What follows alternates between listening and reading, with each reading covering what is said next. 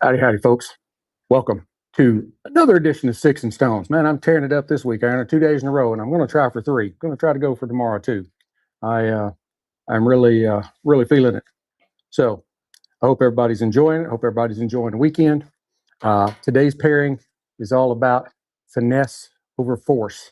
We're stepping into a kind of a smoother lane with an Irish whiskey that's elegance meets a refined medium body Habano cigar. This is the kind of pairing that it doesn't overwhelm. It kind of unfolds, rewarding you with more and more the longer that you sit. Now, the spirit, almost dropped it, is Tullamore D.E.W, 12-year-old, aged 12 years.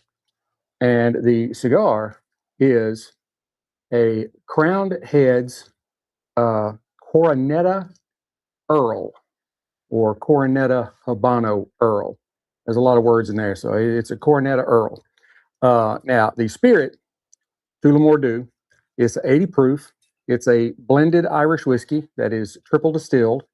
The mash is a blend of corn, or a grain whiskey component, malted barley, and unmalted barley.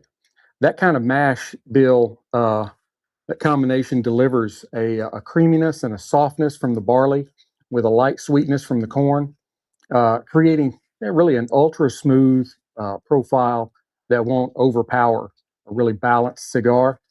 Let's go ahead and get some glassed up here. Man, I'm just rolling, ain't I? I'm doing good.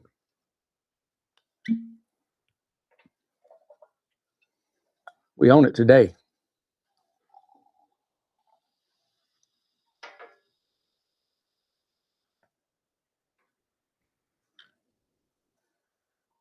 All right. Now, look at that in the glass. Remember yesterday's episode? If you saw it, uh, we were going with Talisker, 10-year-old, and had that really beautiful kind of light, ripe wheat field or ripe hay field kind of look to it. This spirit kind of has that same look in the glass, just that beautiful light golden color. It's got really nice legs on the nose.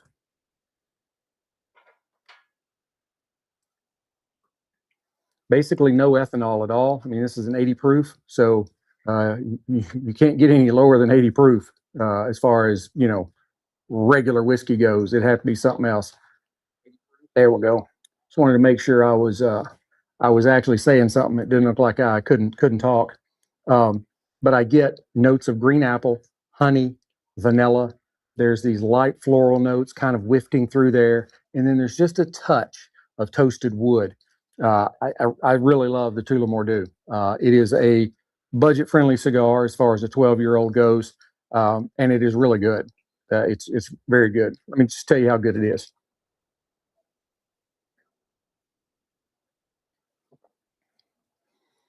And it is a whiskey that pretty much anybody could drink, um, because at 80 proof, it is not overpowering. On the palate, you get this nice creamy mouthfeel with some wonderful notes of honey and orchard fruit layered in there with a soft spice and just a little subtle bit of oak. Very good. Very good. The finish, let me have another sip.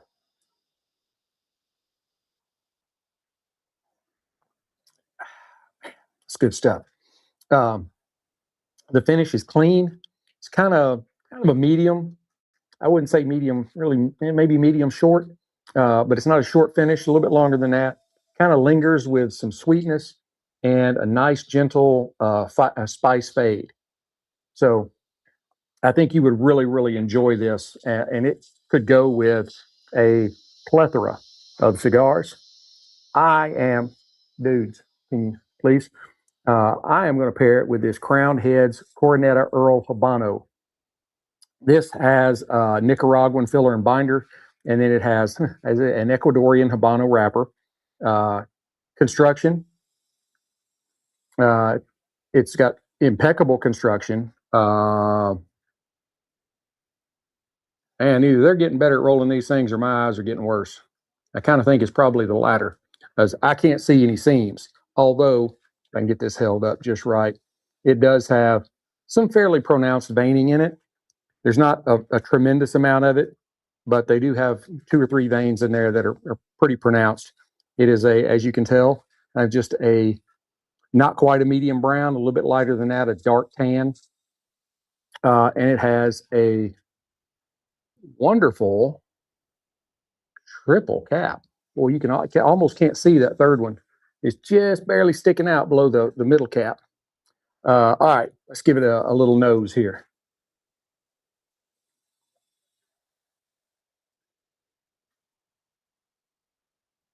It has some very enticing notes of cedar and toasted nuts. You get some nice hay in there and a touch of kind of a citrusy brightness that I think is going to work very well with the Tullamore Dew.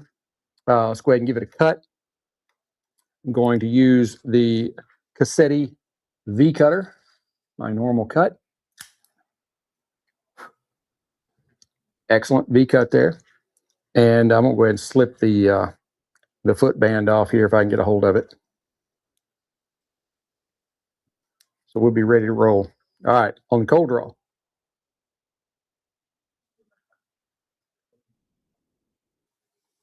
That is a really easy draw, and you get some great notes of almond, just a little bit of light pepper, and some dry wood.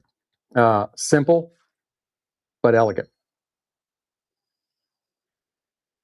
All right, let's go ahead and get it toasted. I'm really shooting for 15 minutes today. I've been doing 18, and yesterday's was 20. So I gotta keep it rolling.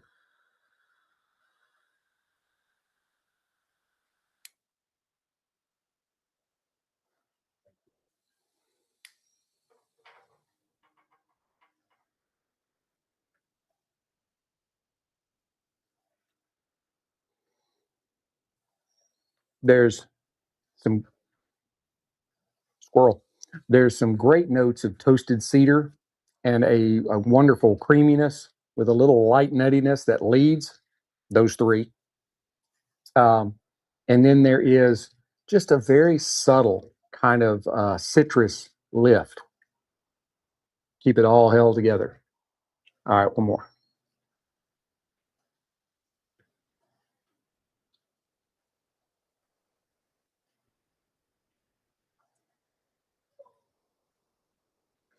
On the retrohale, you get a little bit of pepper, but you get a nice smooth leather on the retrohale. Most people, there may be a lot of people that don't want to try to do that, but you do pick up some other things when you're doing that. So let's go ahead and try them together.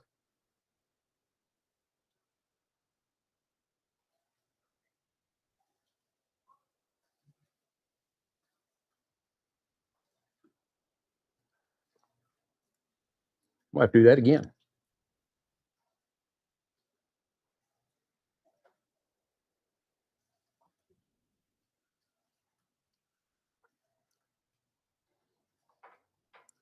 Those do go very well together. Now, this is going to be a pairing that won't just like knock your socks off, but it is a pairing that's going to be smooth and elegant and satisfying. Um, Great for just hanging out on the back porch, right?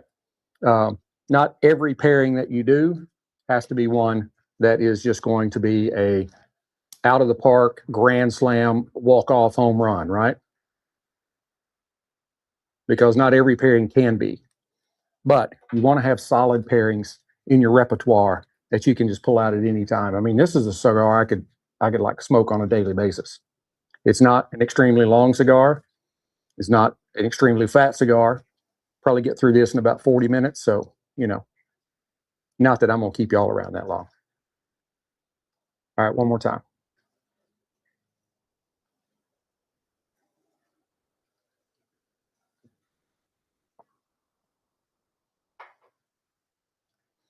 The whiskey's honey and orchard fruit just immediately like soften the cigar's kind of dryness, that dry wood I talked about, creating a creamy, approachable opening.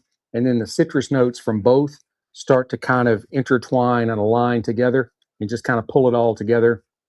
Kind of like shoestrings when you pull on each end and it cinches them up. It kind of pulls it all together. That's the one thing that does it. So It's good pairing. It's great for a Saturday, a day before summer solstice afternoon.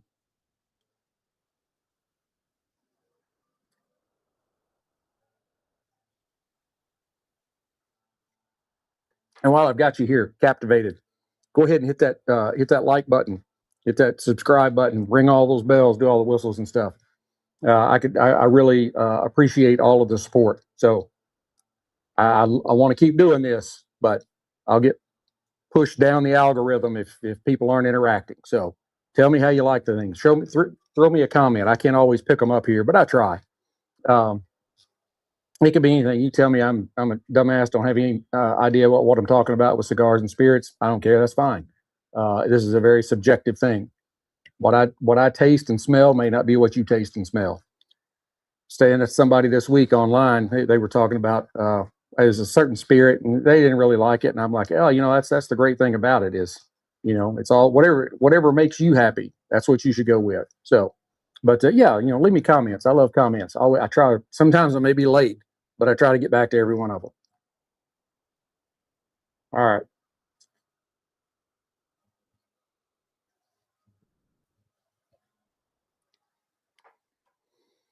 So I don't keep y'all and go over. Um, Once we get into the kind of the midpoint of the cigar, the meat of the cigar in the middle, the body is going to build slightly. There's going to be a little more defined spice, some roasted nuts, and some deeper wood tones kind of come through. And this is, kind of where the pairing really starts locking together.